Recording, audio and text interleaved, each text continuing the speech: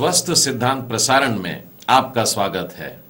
परमेश्वर पिता की स्तुति हो कि इस कार्यक्रम के द्वारा हम लगातार अपने जीवन में सुधारने वाली शिक्षा को ग्रहण कर पा रहे हैं।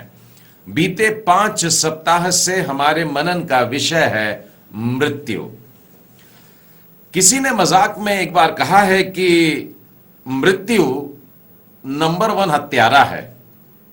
प्रियो, अब इसलिए कि कोई भी व्यक्ति अपने उम्र की लंबाई बता नहीं सकता, सीना ठोक के बोल नहीं सकता कि इतनी ही है। इसीलिए बहुत जरूरी है कि हम मृत्यु के लिए हमेशा तैयार रहें। कभी भी आ सकती है, कहीं पर भी आ सकती है और कितनी भी उम्र में आ सकती है। अपने मृत्यु के दिन के लिए हमें सदैव तैयार रहना चाहिए। इस विषय पर बाइबल का दृष्टिकोण पकड़ करके हम लोग सीख रहे हैं, और इसलिए कि इस विषय को लेकर के कई गलत धारणाएं हम लोगों के मन में पहले ही समाई हुई है। उन सब को निकाल करके पहले दूर करना होगा, तब कहीं जाकर के बाइबल पर आधारित, खरे उपदेश पर आधारित इन बातों को हम अपने जीवन में ग्रहण कर पाएंगे। इसीलिए हम सीख रहे हैं कैसे न मरे, हाउ नॉट टू डाई। और अब तक हम लोगों ने इस विषय को लेकर के 5 पाठ सीख चुके हैं।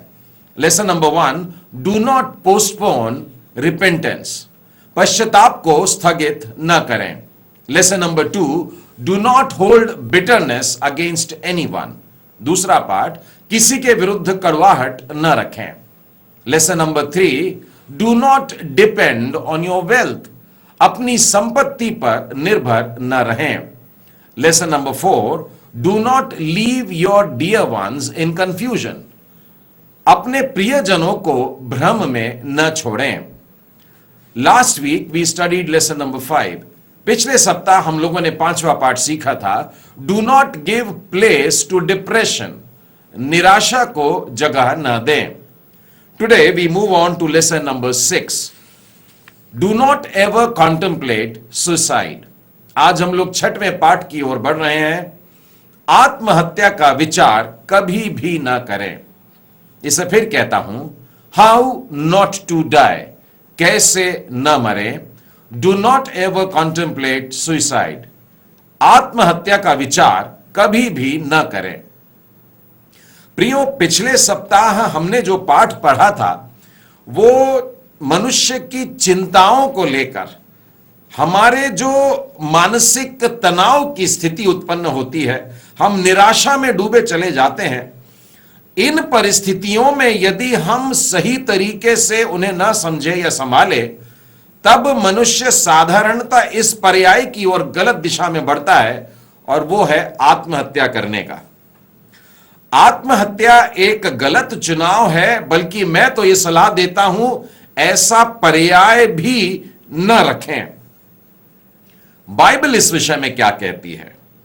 बाइबल में कहीं पर भी ऐसा सीधा वाक्य नहीं मिलेगा कि तू आत्महत्या न करना, लेकिन बाइबल में ऐसे कई उदाहरण हैं, सैकड़ों उदाहरण मिल जाएंगे जहां से यह स्पष्ट होता है कि परमेश्वर की इच्छा मनुष्यों के लिए यह कभी भी नहीं है कि वो आत्महत्या करे।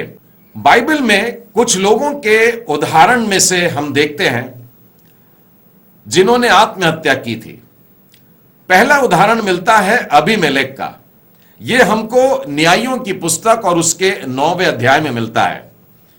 यह 3 वर्ष तक इजराइल पर राजा बनकर के था, लेकिन उसकी दुष्टता में वो जीता रहा, उसी में बढ़ता रहा, और उसका अंत यह हुआ कि वो आत्महत्या कर लेता है। उसके बाद में दूसरा उदाहरण राजा शाऊल का मिलता है। राजा शाऊल भी परमेश्वर की ओर से उस समय खड़ा किया गया था जब लोगों ने एक राजा की मांग की थी, और परमेश्वर के बहुत समझाए जाने पर भी उन्हें ऐसा कठोर राजा मंजूर था। दिन बीतते हैं और राजा शाऊल धीरे धीरे परमेश्वर से दूर होने लगता है, और एक समय ऐसा आता है जबकि शाऊल राजा बिल्कुल भी अस्थिर मन का हो जाता है, एकदम अशांत मन का हो जाता है। कई बार पागलपन जैसी भी बातें उसके जीवन में दिखाई देती है। यदि आप पहला शमूएल 31वें अध्याय में पढ़ें तो आपको पता लगेगा कि किस तरीके से वो आत्महत्या कर लेता है। तीसरा उदाहरण जो आत्महत्या का मिलता है वो है अहीतोपेल का। यह हमको दूसरा शमूएल और उसके 17वें अध्याय में मिलता है। इस व्यक्ति ने दाऊद के विरुद्ध कुछ षड्यंत्र रचा था। वो उसको स्थान से हटा देना चाहता था, मार डालना चाहता था, लेकिन उसका यह षड्यंत्र विफल हो जाता है और इस विफलता के बाद में वो अपने आप को फांसी लगा करके अपनी आत्महत्या कर लेता है। इसके बाद का उदाहरण मिलता है जिमरी का। यह पहला राजा और उसके 16वें अध्याय में हमको मिलता है और यह एक सेनापति के पद पर था और जो रथ के सेना होती है उन पर वो अधिकारी था। एक काफी बड़ी पदवी वो रखता था और बाइबल बताती है कि इजराइल पर वो मात्र 7 दिन के लिए राज किया। उसने भी अपने जीवन में कई गलतियां किया और परमेश्वर के विरुद्ध बहुत सारे काम किए और ये वो व्यक्ति है जो खुद को जला करके आत्महत्या कर लेता है। नए नियम में एक उदाहरण मिलता है और आप ये उदाहरण जानते हैं, जी हां, यहूदा इस्करियोती का। और यहूदा इस्करियोती के बारे में अगर आप मत्ती के 27वें अध्याय में देखेंगे 5वें वचन में, वो वापस याजकों के पास में आता है, चांदी के सिक्के लौटाता है, कहता है कि मैंने तो निर्दोष को घात होने के लिए पकड़वा दिया है, मैंने पाप किया है। और इस प्रकार से वो अपनी स्थिति में अपने आप को निराशा में डाल करके ऐसे तनाव से गुजरता है कि वो जा करके अपने आप को फंदा लगा लेता है। इसके विषय में प्रभु यीशु क्या कहते हैं? यूहन्ना के 17वें अध्याय के 12वें वचन के अंत में देखो क्या लिखा है, और विनाश के पुत्र को छोड़ उनमें से कोई भी नष्ट नहीं हुआ। परमेश्वर को वो इस महायाजकीय प्रार्थना में धन्यवाद देते हैं कि प्रभु जितनों को तूने दिया मैंने संभाल के रखा, पर एक नाश हुआ है और उसे वो कहते हैं वो विनाश का पुत्र था। इसके बारे में प्रेरितों के शब्द देखिए वो क्या कहते हैं। प्रेरितों के काम में आइए, पहला अध्याय और उसके 25वें वचन में लिखा है कि वह इस सेवकाई और प्रेरिताई का पद ले जिसे यहूदा छोड़कर अपने स्थान को चला गया। यहूदा इस्करियोती ने जो आत्महत्या करी, उस समय उसके पास में सेवकाई का काम था और प्रेरिताई का पद था। इसे ठुकरा कर वो एक शैतानी बात की ओर चला गया और उसने आत्महत्या करी। प्रियो, इन सारे उदाहरणों में, जितने भी उदाहरण हमने अभी देखे हैं, चाहे जिस कारण से इन्होंने आत्महत्या की हो, लेकिन कोई भी व्यक्ति इनमें से परमेश्वर के साथ चलने वाला व्यक्ति नजर नहीं आता। और बाइबल में आपको एक भी उदाहरण ऐसे मनुष्य का नहीं मिलेगा जो परमेश्वर का सच्चा भक्त होते हुए जिसने आत्महत्या किया हो। मैं आपको बिलाम की भविष्यवाणी की तरफ लेकर के चलना चाहता हूं।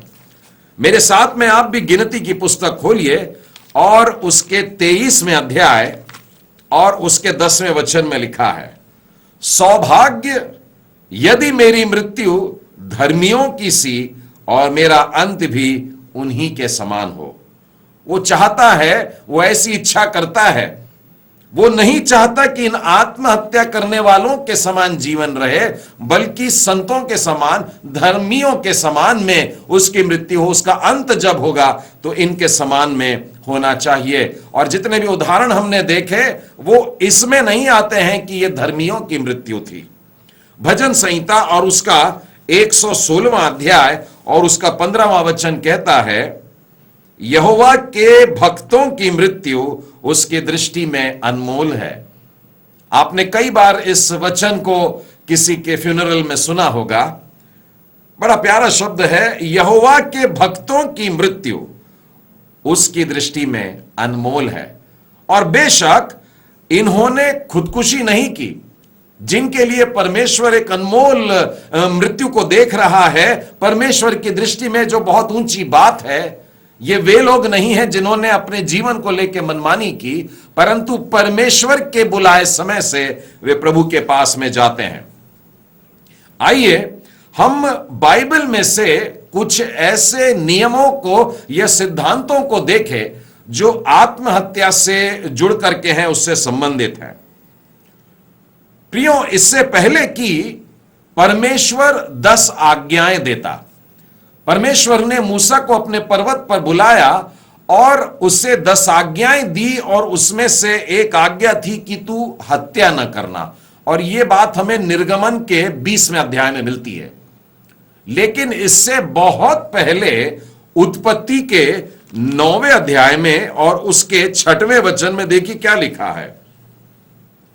जो कोई मनुष्य का लहू बहाएगा, उसका लहू मनुष्य ही से बहाया जाएगा, क्योंकि परमेश्वर ने मनुष्य को अपने ही स्वरूप के अनुसार बनाया है। इसलिए कि परमेश्वर ने हमको अपने स्वरूप में बनाया है, हम किसी की हत्या नहीं कर सकते। अब आपके मन में एक प्रश्न उठता होगा कि यह आज्ञा जो दी गई है वो तो किसी की जान लेने के लिए दी गई है, मैं तो अपने प्राण ले सकता हूं? बिल्कुल भी नहीं। आप यदि इस वचन को बहुत गौर से पढ़ेंगे तो आप जानेंगे कि क्यों नहीं कर सकते। क्योंकि हम अपने नहीं हैं। यह कहता है क्योंकि परमेश्वर ने मनुष्य को अपने ही स्वरूप में बनाया है, इसलिए कोई मनुष्य का लहू न बहाए। मैं आपको पहला कुरिन्थी में लेके चलता हूं, उसके 6वें अध्याय के 19वें वचन को। शायद आप में से बहुत लोगों को यह याद भी होगा, जहां पर लिखा है कि क्या तुम नहीं जानते। मतलब यह आपसे अपेक्षित है कि आपको मालूम है कि तुम्हारी देह पवित्र आत्मा का मंदिर है जो तुम में वास करता है और तुम्हें परमेश्वर की ओर से मिला, और तुम अपने नहीं हो। बाइबल स्पष्ट कहती है तुम अपने नहीं हो, क्योंकि दाम दे करके मोल लिए गए हो। इसीलिए अपनी देह के द्वारा परमेश्वर की महिमा करो। हम अपनी देह के द्वारा परमेश्वर को बुरा नहीं कर सकते, उसके स्वरूप में बने इस मंदिर को ढा नहीं सकते, क्योंकि बाइबल कहती है कि जो इस मंदिर को ढाएगा, जो इसे गंदा करेगा, उसे परमेश्वर नाश करेगा। प्रियो, हमारी देह उसकी मंदिर है और वो इसमें वास करता है, इसीलिए हम इसकी हत्या नहीं कर सकते, हम आत्महत्या नहीं कर सकते, क्योंकि हम किसी और के हैं, किसी ने हमको खरीद लिया है। दूसरा कुरिन्थी उसका 5वां अध्याय और उसके 10वें वचन में देखिए, क्योंकि अवश्य है कि हम सबका हाल मसीह के न्याय आसन के सामने खुल जाए, कि हर एक व्यक्ति अपने अपने भले और बुरे कामों का बदला दे जो उसने देह के द्वारा किए हो। हमने अपनी देह में क्या किया है, यह न्याय के सामने जाकर के जब खड़े होंगे, उस आसन के सामने हमको जवाब देना होगा। प्रियो, बाइबल क्या सिखाती है? मेरे साथ में भजन संहिता और उसका 31वां अध्याय खोलें। 15वें वचन में लिखा है, मेरे दिन तेरे हाथ में है। लिखा है, तू मेरा परमेश्वर है और मेरे दिन तेरे हाथ में है। जब मेरे दिन तेरे हाथ में है प्रभु जी, तो मैं अपनी जान कैसे ले सकता हूं? मैं आत्महत्या कैसे कर सकता हूं? तेरे हाथ में मेरी जिंदगी के हर एक दिन है। और जीवन जो है, यह परमेश्वर की ओर से हमारे लिए एक वरदान है, एक गिफ्ट है जो प्रभु ने हमको दिया हुआ है, और इस तोहफे को हमें बड़े संभाल करके रखना है, इसका नाश नहीं करना है। परमेश्वर जानता है कि हमारे जीवन के साथ में क्या करना है, कब करना है, यह उसका विशेषाधिकार है। सबोपदेशक के 3रे अध्याय में और उसके 11वें वचन से आगे बहुत स्पष्ट लिखा है, उसने सब कुछ ऐसा बनाया है कि अपने अपने समय पर वे सुंदर होते हैं। कई लोग अपने जीवन की निराशा को लेकर खत्म करना चाहते हैं, लेकिन प्रभु ने वो आशीष आपके जीवन में भेजने के लिए एक समय निर्धारित किया है, और उस समय पर आपको वो आशीषें प्राप्त होगी। इसलिए जल्दबाजी ना करें, अभी चाहिए, तुरंत चाहिए, और ना मिले तो अपने को खत्म कर देंगे। बिल्कुल नहीं, ऐसा अधिकार हमारे पास नहीं है कि हम प्रभु के मंदिर को ढा दें। लेकिन लिखा है परमेश्वर करेगा, अपने समय से करेगा और बहुत सुंदर तरीके से करेगा। तो अभी परमेश्वर का यह किया हुआ कार्य है। और देखिए आगे लिखा है, मनुष्यों के लिए आनंद करने और जीवन भर भलाई करने के सिवा और कुछ भी नहीं है। 13वें वचन में लिखा है, और यह भी परमेश्वर का दान है कि मनुष्य खाए पिए और अपने सब परिश्रम में सुखी रहे और खुश रहे। अपने जीवन में आनंदित रहने का है। तनावग्रसित होकर के आत्महत्या करना कोई पर्याय नहीं है। इन बाइबल के उदाहरणों के एवं सिद्धांतों के बल पर हम इस निचोड़ को निकाल पाते हैं प्रियो, कि आत्महत्या करना परमेश्वर की दृष्टि में गलत है और यह एक पाप है। यह संसार का नियम भी ऐसा ही है। संसार का कानून भी यही कहता है कि हम लोग आत्महत्या नहीं कर सकते हैं। प्रियो, बाइबल में ऐसे भी उदाहरण हैं जहां पर प्रभु के कुछ लोगों ने मृत्यु की इच्छा की थी। आइए उनमें से कुछ उदाहरणों पर गौर करते हैं। पहला उदाहरण मैं मूसा का लेना चाहता हूं और यह गिनती की पुस्तक और उसके 11वें अध्याय के 15वें वचन के पास दिखाता हूं। यह वो घटना है जब सारी प्रजा, वो लाखों लोग खड़े होकर के मूसा के सामने आ गए और वे याद कर रहे हैं कि मिस्र में क्या क्या खाते थे। वहां पे मांस मच्छी मिलती थी और यहां पर नहीं मिल रही है, तो उन्हें मांस चाहिए था। अब मूसा परेशानी में पड़ गए कि इन लाखों लोगों के लिए मैं मांस का प्रबंध कहां से करूं, कहां से खाने की बात को लेकर के आऊं। और तब उनके लिए कहता है, मुझे इतना मांस कहां से मिलेगा कि इन सब लोगों को दूं, कि ये कह कह करके मेरे पास रो रहे हैं कि तू मांस खाने को दे। मैं अकेला इन सब लोगों का भार नहीं संभाल सकता, क्योंकि मेरी शक्ति से ये बाहर है। और जो तुझे मेरे साथ यही व्यवहार करना है, तो मुझ पर तेरा इतना अनुग्रह हो। मूसा प्रार्थना कर रहा है कि तू मेरे प्राण एकदम ले ले, जिससे मैं अपनी दुर्दशा न देखने पाऊं। मूसा मानो विनती कर रहा है कि प्रभु जी मेरे प्राण ले ले, मेरे से अब ये समस्या सुलझ नहीं रही है। एक और उदाहरण देखते हैं एलिया का। पहला राजा और उसके 19वें अध्याय में इजबेल रानी के कहने के डर से प्रभु का यह जन भाग रहा है अपनी जान बचाते हुए। वो भाग करके एक झाऊ के पेड़ के नीचे बैठा हुआ है और वहां पर उसने अपने लिए मृत्यु मांगी। पहला राजा उसका 19वां अध्याय उसका 4था वचन। परंतु वह स्वयं जंगल में एक दिन के मार्ग पर चला गया, क्योंकि इजबेल रानी की यह बात निकल पड़ी थी कि यदि मैं कल इसी समय तक उसका प्राण ना ले लूं, तो उसके देवता भी उसके साथ वैसा ही करेंगे। कसम खा ली उसने कि एलिया को तो मार ही डालूंगी 24 घंटे के अंदर। अब देखिए, एलिया स्वयं जंगल में एक दिन के मार्ग पर जाकर एक झाऊ के पेड़ के तले बैठ गया। वहां उसने यह कहकर अपनी मृत्यु मांगी, हे यहोवा, बस है, अब मेरा प्राण ले ले, क्योंकि मैं अपने पुरखाओं से अच्छा नहीं हूं। थक गया, उसे सूझ नहीं रहा कि अब क्या करें। भूल गया कि अभी अभी कितना बड़ा आश्चर्य कर्म परमेश्वर ने उसके द्वारा किया, और निराश होकर के कहता है मेरा प्राण निकल जाए। प्रियो, परमेश्वर का धन्यवाद हो कि ना तो मूसा की प्रार्थना सुनी गई और ना एलिया की प्रार्थना सुनी गई। इन दोनों के जीवन के अंत को देखिए, कितना महिमामय समय था वो। मूसा के लिए बाइबल बताती है कि परमेश्वर ने अपने हाथों से मूसा को दफन किया। बड़ी अद्भुत बात। और उसी तरह से एलिया का अंत कैसे हुआ? परमेश्वर का अग्निमय रथ आता है और उसको जीते जी उठा करके लेकर के जाता है। कितनी अद्भुत बात। आइए एक और उदाहरण देखते हैं जहां पर लोगों ने मरने की इच्छा की है, और मैं अय्यूब के उदाहरण की तरफ ले चलता हूं। बहुत दुख से वे गुजर रहे थे। अय्यूब की पुस्तक और उसके 7वें अध्याय में और उसके 15वें और 16वें वचन में लिखा है, यहां तक कि मेरा प्राण फांसी को और जीवन से मृत्यु को अधिक चाहता है। आपने कई बार इन वचनों को पढ़ा होगा, लेकिन एक बार फिर से गौर करिए। मेरा प्राण फांसी को और जीवन से मृत्यु को अधिक चाहता है। मुझे अपने जीवन से घृणा आती है। मैं सर्वदा जीवित रहना नहीं चाहता। उसी तरह से अगर आप 3रे अध्याय में 21वें 22वें वचन को पढ़े, मृत्यु की बाट जोते हैं पर नहीं आती, गड़े हुए धन से अधिक उसकी खोज करता है, वे कब्र में पहुंचकर आनंदित और अत्यंत मगन होते हैं। इस प्रकार से अय्यूब की पुस्तक में आपको बहुत सारे वचन ऐसे मिल जाएंगे जहां पे लगता है कि अय्यूब ने अपनी मृत्यु की कामना की या प्रार्थना की। अय्यूब अपनी पीड़ा और अपने परेशानियों में इतना डूबा हुआ था, इसीलिए उस प्रकार के शब्द उसके मुंह से निकले। यिर्मयाह नबी ने भी इसी प्रकार की बात कहा। मेरे साथ में निकालिए यिर्मयाह की पुस्तक, उसका 20वां अध्याय और 14वें वचन से आगे।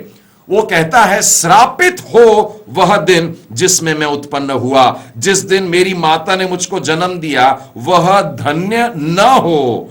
श्रापित हो वह जन जिसने मेरे पिता को यह समाचार देकर उसको बहुत आनंदित किया कि तेरे लड़का उत्पन्न हुआ है। और हम इस प्रकार से पूरा अंत तक देखते हैं कि वो कह रहा है, उसने मुझे गर्भ ही में क्यों न मार डाला कि मेरी माता का गर्भाशय ही मेरी कब्र होती और मैं उसी में सदा पड़ा रह जाता। मैं क्यों उत्पात और शोक भोगने के लिए जन्मा और अपने जीवन में परिश्रम और दुख देखूं और अपने दिन की नाम धराई को देखूं। मैं खत्म हो जाऊं तो अच्छा। इस प्रकार से यिर्मयाह नबी कह रहा है, लेकिन यह भी एक बड़ी पीड़ा से गुजर रहा है। परमेश्वर ने इसको बड़ा काम दिया था, एक बड़ा भयानक काम दिया था, लोगों के पाप को उनके सामने बोल करके बताने का काम दिया था। उसके संदेश की कठोरता के कारण उसकी सेवकाई की लोकप्रियता घटने लग गई और लोग उससे बैर करने लग गए। लोग उसको बुरा बुरा बोलने लगे, उसको सताने लगे और वो जेल खाने में सूखे कुएं में पड़ा और इस प्रकार की बड़ी तकलीफों से वो गुजर रहा था। और इस तड़प में होकर के इस प्रकार के शब्द उसके मुंह से निकलते हैं। एक और व्यक्ति के बारे में बताना चाहूंगा और यह है योना नबी। और योना नबी की पुस्तक के 4थे अध्याय में आपको मिलेगा कि यह सारी घटना जब घटती है, योना भी एक बात से क्रोधित हो जाता है। वो घटना याद करिए जब योना एक पहाड़ी पर टेकड़ी पर चला गया और वहां जाकर लेट गया और परमेश्वर ने एक पेड़ को अचानक ही बड़ा किया और उसके ऊपर छाया मिली, उसको बड़ी अच्छी नींद आ गई। लेकिन बाद में परमेश्वर एक कीड़ा भेजता है, वो पेड़ पूरा सूख जाता है और फिर पुरवाई चलाई जाती है और फिर उसका सिर फटने लगता है। 8वें वचन में लिखा है, जब सूर्य उगा तब परमेश्वर ने पुरवाई बहाकर लू चलाई और धूप योना के सिर पर ऐसी लगी कि वो मूर्छित होने लगा और उसने यह कहकर मृत्यु मांगी, मेरे लिए जीवित रहने से मरना अच्छा है।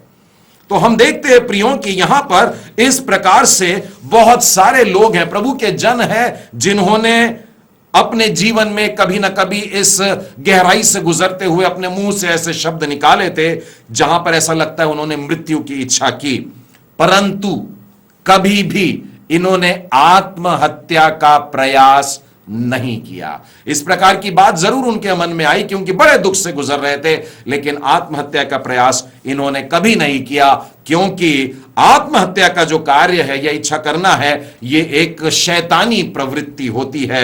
इसको ये शैतान हमारे सामने प्रलोभन करके देता है और जो व्यक्ति इसमें गिर जाता है उससे आत्महत्या का पाप हो जाता है। मैं मत्ती रचित सुसमाचार के 17वें अध्याय से आपको बताता हूं। एक पिता ने अपने बालक को यीशु के पास में लेकर के आया और कहा, हे प्रभु मेरे पुत्र पर दया कर, क्योंकि उसको मिर्गी आती है और वो बहुत दुख पाता है और बार बार कभी आग में गिर जाता है तो कभी पानी में डूबने को चला जाता है। और यीशु ने दुष्ट आत्मा को डांटा और उसमें से वो निकल गई और लड़का उसी क्षण अच्छा हो जाता है। शैतान जब हमारे जीवन में आता है, दुष्ट आत्माएं जब हमारे जीवन में आती हैं, तब हमारे अंदर आग में बैठ जाने की बात कहती है, पानी में डुबकी लगाने की बात कहती है, फांसी लगा करके लटक जाने की बात कहती है, जहर खा लेने के लिए उकसाती है। ये शैतानी बातें हैं और इनसे बचे रहना है, शैतान को दूर रखने का है प्रियों, क्योंकि शैतान एक ही उद्देश्य से आता है, वो घात करने आता है, नाश करने आता है, उसका बस यही एक काम है। उसी तरह से मैं ये पाता हूं कि लूका के 8वें अध्याय में भी, जहां पर प्रभु यीशु एक मनुष्य में से दुष्ट आत्मा निकालने जाते हैं, उसके अंदर से एक आवाज जो निकलती है नाम पूछे जाने पर, वो कहता मेरा नाम सेना है क्योंकि हम बहुत हैं। और उसके अंदर जो दुष्ट आत्माएं थी, उन्होंने आग्रह किया कि हमको सुअरों में जाकर बैठने दे, और यीशु ने कहा जाओ। और उसके अंदर से दुष्ट आत्माएं निकलती है, असंख्य निकलती है, हजारों में निकलती है और उन सुअरों में जाके समा जाती है। और बाइबल कहती है तब दुष्ट आत्माएं उस मनुष्य में से निकलकर सुअरों में गई और वो झुंड कड़ाड़े पर से झपट कर झील में जाकर के डूब मरा। यानी कि दुष्ट आत्माएं जानवरों में भी समा जाती है तो वे उनसे आत्महत्या करवाती हैं। उनका यही एक काम है कि मनुष्यों को नाश करे। प्रियो, लेकिन जैसे आप पाप की परीक्षाओं पर विजय होते हैं, वैसे आत्महत्या के प्रलोभन की या परीक्षा पर भी विजय होइए। यीशु के विरुद्ध पतरस और यहूदा ने दोनों ने पाप किया था। पतरस ने कह दिया था मैं इसे नहीं जानता, नहीं जानता और नहीं जानता।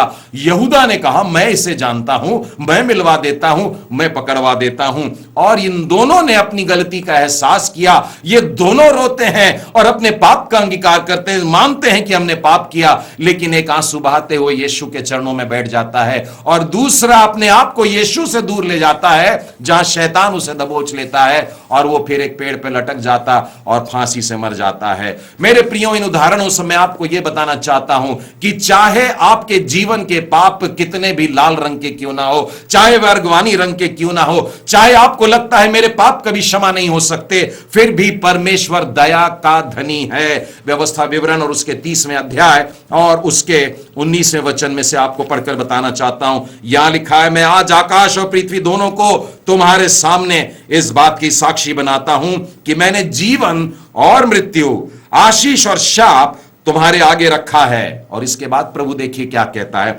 इसलिए तू जीवन को अपना ले कि तू और तेरा वंश सदैव बचा रहे। मुझे वो घटना याद आती है जब पौलुस प्रेरित सिलास के साथ में जेल खाने में थे और प्रेरितों के काम 16वें अध्याय में इस प्रकार का मिलता है। जेलर को जब पता लगा कि भूडोल हो गया है और जेल खाने की दरवाजे सब खुल गए हैं, उसे लगा सारे कैदी भाग गए और उसने अपनी तलवार को निकाला और अपने आप को भोंकने ही वाला था कि अचानक पौलुस ने जोर से चिल्लाया, अपने आप को कुछ भी हानि ना पहुंचा क्योंकि हम सब लोग यहीं पर है।